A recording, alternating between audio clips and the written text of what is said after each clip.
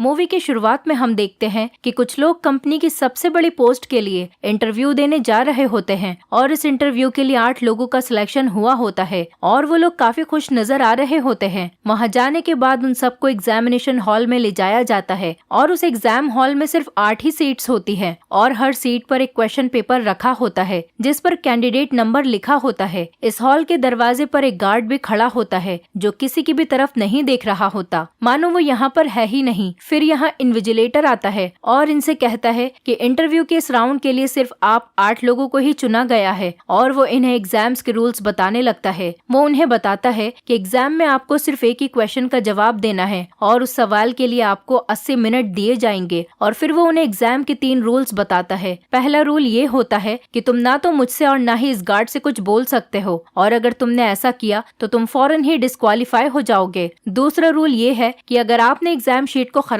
कर दिया तो भी आप डिस्क्वालीफाई हो सकते हो। और तीसरा और आखिरी रूल ये है कि अगर आपने इस रूम से भी एक कदम बाहर रखा तो आप डिस्क्वालीफाई हो जाओगे। जिसके बाद वो उनसे पूछता है कि एनी क्वेश्चन, जिस पर सब खामोश रहते हैं और जिसके बाद वो हॉल से बाहर चला जाता है। जब सभी कैंडिडेट अपना क्वेश्चन पेपर देखते हैं तो उन्हें पता चलता है कि सबके क्वेश्चन पेपर तो ब्लैंक है और किसी के भी पेपर पर कोई भी सवाल नहीं है। उन्हें ये सब देखकर कुछ भी समझ में नहीं आता कि आखिर अब करना क्या है। तभी उनमें से एक लड़की अपने पेपर पर लिखती है कि उसे यकीन है कि उसे जॉब मिल जाएगी, लेकिन तभी उसके पास गार्ड आता है और उसे एग्जाम हॉल से बाहर निकाल देता है क्योंकि उसने अपना पेपर खराब कर लिया था। ये देखकर वो लोग और भी ज्यादा परेशान हो जाते हैं। तभी उनमें से एक कैंडिडेट कहता है कि हम भले ही इन्विजिलेटर और गार्ड से बात नहीं कर सकते, लेकिन हम आपस में तो बात कर सकते हैं। इसके ऐसा करने पर उसे कोई भी बाहर नहीं निकालता, इसीलिए वो लोग आपस में बात करना शुरू कर देते हैं। और अब वो लोग समझ चुके होते हैं कि उन्हें इस एग्जाम में सवाल का जवाब नहीं बल्कि सवाल को ही ढूंढना है। उनमें से एक कैंडिडेट कहता है कि हम लोग मिलकर सवाल ढूंढ सकते हैं। वो लोग अंदाजा लगाते हैं कि शायद ये लोग हमारा टीम वर्क ही चेक करना चाहते हैं, इसीलिए इन्होंने ये क्वेश्चन पेपर ब्लैंक छोड़ रखा है। उनमें से एक शख्स अपना नाम बताने वाला होता है, लेकिन उसे रोकते हुए दूसरा कैंडिडेट कहता है कि एग्जाम में हमारा नाम नहीं बल्कि कैंडिडेट नंबर लिखा है, इसलिए हमें अपना नाम नहीं लेना चाहिए। इसलिए वो लोग अपने निकनेम रखते हैं और वहाँ एक निग्रो बैठा होता है जिसका नाम वो ब्लैक रखते हैं। एक गोरे लड़के का नाम वो व्हाइट रखते हैं और वहाँ एक लड़की होती है जिसके बाल ब्लॉन्ड होते हैं, इसलिए वो उसका नाम ब्लॉन्ड रख देते हैं। वहाँ 2 लड़के और लड़कियां और होते हैं और उनमें से एक लड़का किसी से कुछ बोल ही नहीं रहा होता, मानो वो वहाँ पर मौजूद ही नहीं हो। उसके बाद वो कहता है कि हमें इन्विजिलेटर ने सीट से खड़ा होने के लिए भी मना नहीं किया, इसलिए वो खड़ा हो जाता है और उसके बावजूद गार्ड उसे कुछ नहीं कहता, यानी कि वो खड़े होकर भी क्वेश्चन को ढूंढ सकते हैं। वहाँ मौजूद एक लड़की उनसे कहती है कि शायद क्वेश्चन पेपर पर लिखा हुआ सवाल इनविजिबल हो। ये सुनते ही वो लड़का उस पेपर को फौरन लाइट के आगे करता है, लेकिन उसे कोई सवाल नहीं मिलता। इस पर दूसरी लड़की उनसे कहती है कि शायद हमें सवाल पेंसिल शेडिंग करने से मिल जाए, लेकिन उन्होंने पहले ही देखा था कि पेपर पर लिखते ही पहले ही एक लड़की का डिस्क्वालिफिकेशन हो चुका है, इसलिए वो करने से डर रहे होते हैं। इसीलिए व्हाइट उससे कहता है कि ये तुम खुद ही ट्राई क्यों नहीं करती, वो शेडिंग करने वाली ही होती है। तभी ब्लैक उसे याद दिलाता है कि पेपर पर लिखते ही वो डिस्क्वालीफाई हो सकती है। उसके बाद एक लड़की कहती है कि ऐसा भी तो मुमकिन है कि एक का क्वेश्चन दूसरे की सीट पर लिखा हो। तो ब्लैक कहता है शायद हम सबको एक ही सवाल का जवाब देना हो और वो सवाल शायद हम में से ही किसी एक के क्वेश्चन पेपर पर हो। ये सुनकर व्हाइट उठ जाता है और सबके क्वेश्चन पेपर लेकर लाइट के सामने चेक करने लगता है, लेकिन वो शांत बैठा हुआ लड़का अपना क्वेश्चन पेपर देने से मना कर रहा होता है और उसका क्वेश्चन पेपर लेकर उसे भी चेक करने लगता है, लेकिन वहाँ भी उसे निराशा ही हाथ लगती है। वो लोग परेशान होने लगते हैं कि आखिर सवाल ढूंढे तो ढूंढे कैसे। तभी ब्लैक कहता है कि शायद सवाल किसी ऐसी चीज से लिखा हो जो नॉर्मल लाइट में ना विजिबल हो। तभी ब्लॉन्ड देखती है कि वहाँ दीवारों में अजीब सी ब्लू कलर की लाइट है और वो उस लाइट को ऑन करने के बारे में सोचने लगती है, लेकिन उन्हें ये नहीं पता होता कि रूम की बाकी की लाइट्स को ऑफ कैसे करे। तभी ब्लैक उनसे कहता है कि ये एक इमरजेंसी लाइट है, यानी अगर हमने बाकी की लाइट्स को बंद कर दिया तो ये अपने आप ही ऑन हो जाएगी। इसीलिए वो एक एक करके सारी लाइट्स को तोड़ने लगते हैं, लेकिन उनमें से कुछ लोग मना कर रहे होते हैं क्योंकि अगर सारी लाइट्स बंद होने के बावजूद अगर ब्लू लाइट नहीं जली तो वो लोग क्या करेंगे। इसलिए वो आपस में वोटिंग करते हैं कि लाइट्स को तोड़ा जाए या नहीं, और आपस में वोटिंग करने पर 4 लोग इस बात से सहमत होते हैं कि लाइट को तोड़ने का रिस्क हम लेंगे और इसीलिए वो वहाँ की सारी लाइट्स तोड़ देते हैं और इसमें किस्मत भी उनका साथ देती है और वहाँ की ब्लू लाइट फौरन ही ऑन हो जाती है। उसके बाद वो एक एक करके अपना क्वेश्चन पेपर उस लाइट के सामने रखते हैं, लेकिन यहाँ भी उनके हाथ निराशा ही लगती है और उन्हें कोई सवाल नहीं मिलता। सब लोग परेशान होने लगते लगते हैं क्योंकि 20 मिनट बीत चुके होते हैं और अब उनके पास सिर्फ 1 घंटा ही बचा होता है। तभी वाइट का खुराफाती दिमाग चलता है और वो कहता है कि इन्विजिलेटर ने हमें अपना पेपर खराब करने से मना किया है, लेकिन हम एक दूसरे का पेपर तो खराब कर सकते हैं। इसलिए वाइट उस लड़की का पेपर लेता है जिसको गार्ड ने पहले ही डिस्क्वालीफाई कर दिया था। वो उस पर पेंसिल से शेडिंग करने लगता है, लेकिन इसके बाद भी उसे नाकामी ही हाथ लगती है। इसके बाद वाइट कहता है कि अगर हम एक पेपर के 4 टुकड़े करके पानी डालें, शायद हमें कुछ नजर आ जाए। इसलिए वो उसके 4 टुकड़े कर देते हैं और उसे साइड में रखकर उस पर टॉयलेट कर देता है। उसकी इस वियर्ड हरकत से सब लोग वहाँ पर परेशान होने लगते हैं। तभी अचानक कोने में बैठा हुआ आदमी रोने लगता है और रोते हुए फ्रेंच लैंग्वेज में कहता है कि इससे तुम्हारी अपनी असलियत जाहिर होती है। इसलिए वहाँ पर एक कैंडिडेट कहता है कि शायद ये कोई एग्जाम न हो बल्कि एक गेम हो, और वहाँ लगे काले शीशे को देखकर कहता है कि शायद इन्विजिलेटर इसके पीछे से हमें देखकर हम पर हंस रहा हो। तभी उनमें से एक लड़की कहती है कि नहीं, ये कंपनी एक मामूली कंपनी नहीं है, इसका सीईओ हर चीज पर नजर रखता है और अगर इस शीशे के पीछे कोई होगा भी तो वो इस कंपनी का मालिक ही होगा। यहाँ पर हमें एक बहुत ही अजीब बात मालूम होती है कि ये लोग जिस कंपनी के लिए इंटरव्यू देने आए हैं उनमें से किसी को भी इस कंपनी का नाम तक नहीं पता, क्योंकि ये एक ऐसी कंपनी थी कि जो किसी की बीमारी की दवा के लिए खोज में लगी है। तभी एक लड़का उस लड़की से कहता है कि लेकिन इस कंपनी ने तो नुकसान के चलते। इसके जवाब में वो लड़की कहती है कि नहीं, वो सिर्फ दुनिया की नजर में बंद हुई थी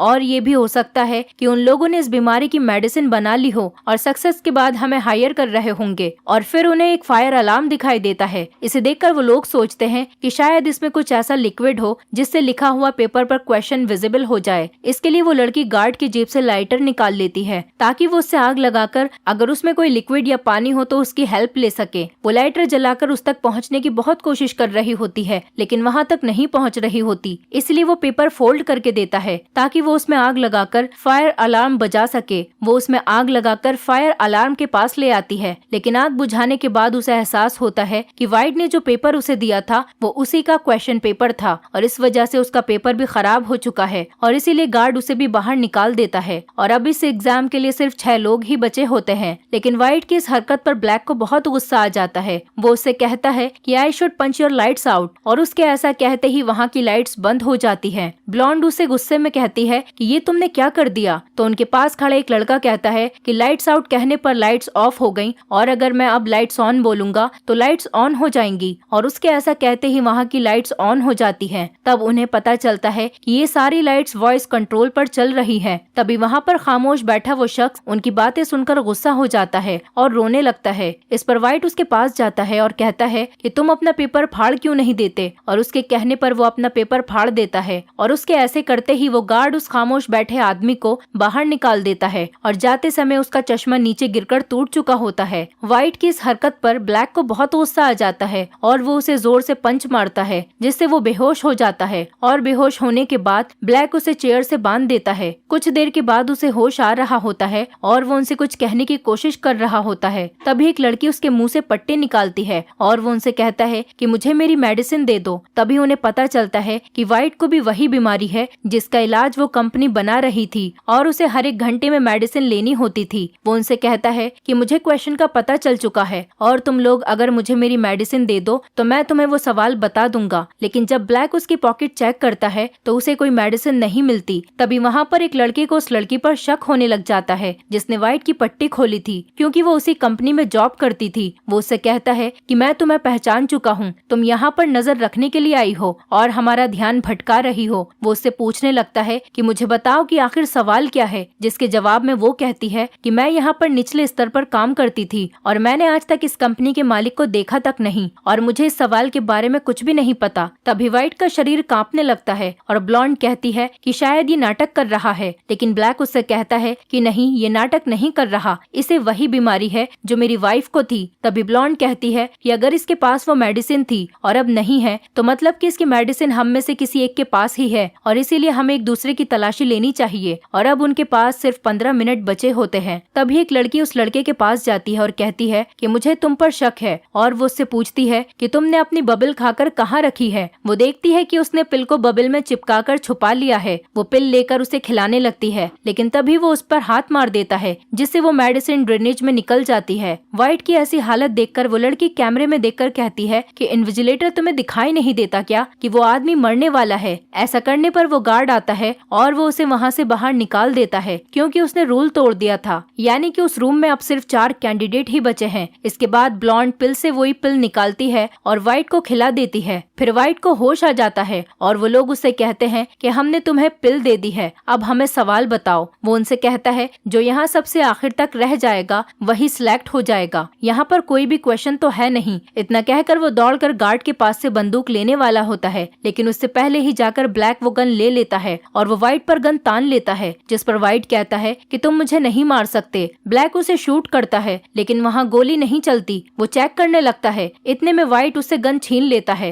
लेकिन व्हाइट से भी गोली नहीं चलती और फिर उन्हें पता चलता है कि गन पर गार्ड के फिंगरप्रिंट लगे हुए हैं। व्हाइट गार्ड के हाथ से गन को पकड़वाता है और वहाँ मौजूद दूसरे लड़के पर गन पॉइंट कर लेता है। तभी वो डर की वजह से वहाँ से चला जाता है और इस तरह वहाँ सिर्फ 3 लोग ही बचे होते हैं। और उसके बाद वो ब्लैक से कहता है कि अब तुम्हारी बारी है रूम से बाहर जाने की, लेकिन ब्लैक नहीं मानता और उससे कहता है कि मैं क्यों जाऊंगा। और इस पर ब्लॉन्ड कहती है कि ठीक है मैं ही चली जाती हूँ। और जैसे ही वो दरवाजे के पास जाती है और वो कहती है कि लाइट्स आउट, और उसके ऐसा कहते ही वहाँ की सभी लाइट्स ऑफ हो जाती हैं और फिर वो वहीं पर छुप जाती है। और जब वो कहता है कि लाइट्स ऑन, और वो पाता है कि ब्लैक वहाँ पर बेहोश पड़ा है और उसके चेस्ट पर गोली भी लग चुकी है, लेकिन ब्लॉन्ड अभी भी वहीं पर छुपी होती है। और व्हाइट को ऐसा लगता है कि रूम में सिर्फ वही बचा है और टाइम भी कंप्लीट हो चुका है। और वो कैमरा के सामने जाकर कहता है कि देखो मैंने तुम्हारे सवाल का जवाब दे दिया है और मैं इस जॉब को जीत चुका हूँ। तभी पीछे से गार्ड आता है और उसे अपनी घड़ी में टाइम दिखाता है और अभी कुछ सेकंड्स बचे होते हैं, क्योंकि उस खामोश आदमी ने घड़ी का टाइम कुछ सेकंड्स के लिए आगे कर दिया था और व्हाइट समय से पहले ही रूल तोड़ चुका था, इसीलिए वो डिस्क्वालीफाई हो जाता है। और इस तरह वहाँ सिर्फ ब्लॉन्ड बचती है और अब वो उस खामोश आदमी के गिरे हुए ग्लासेस के शीशे को उठाकर अपना पेपर देखती है तो उसे वहाँ पर क्वेश्चन नंबर 1 लिखा हुआ दिखाई देता है, लेकिन वहाँ कोई भी सवाल लिखा नहीं होता। तभी वहाँ पर टाइम पूरा होने पर इन्विजिलेटर और वो खामोश कैंडिडेट आता है और वो समझ जाती है कि यही कंपनी का मालिक है और वो यहाँ हमारे बीच रहकर हमें चेक कर रहा था। ब्लॉन्ड उनके पास जाकर अपना जवाब देती है नो, और उसका जवाब सुनकर वो लोग खुश हो जाते हैं, यानी ब्लॉन्ड का जवाब बिल्कुल सही था। तो आप लोग सोच में पड़ गए होंगे कि आखिर सवाल क्या था, तो मैं आपको बता देती हूँ। इस एग्जाम का ओनली वही सवाल था